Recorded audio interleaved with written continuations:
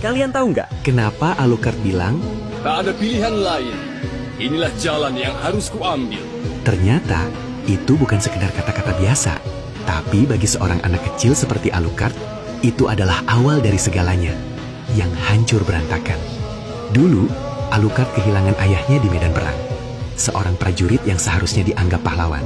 Namun kenyataannya, nama ayahnya justru dicap sebagai pembangkang.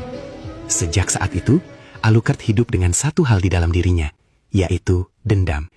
Dia tumbuh, berlatih tanpa henti di Monastery of Light, menjadi yang terkuat, bukan untuk kehormatan, tapi untuk membuktikan bahwa ayahnya bukan seorang pengkhianat.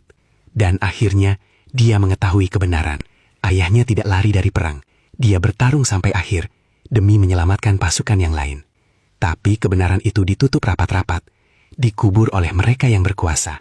Bahkan, orang yang ia anggap seperti saudara, memilih untuk diam.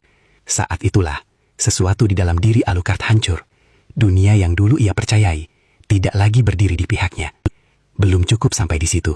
Dalam pertempuran berikutnya, dia terluka oleh kekuatan iblis. Kegelapan mulai mengalir di dalam tubuhnya. Tangannya berubah, bukan lagi manusia seutuhnya. Orang-orang yang dulu memujanya, sekarang mulai menjauhinya, menyebutnya seorang monster.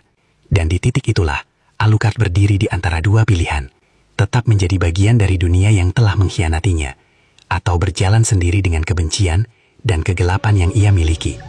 Dan saat itulah, Alucard merenung dan berkata, Tak ada pilihan lain. Inilah jalan yang harus kuambil. karena bagi Alucard, semua sudah selesai. Bahkan sebelum dia sempat memperbaikinya, yang tersisa hanya kenangan, yang terlalu indah untuk dilupakan dan terlalu sakit untuk diingat.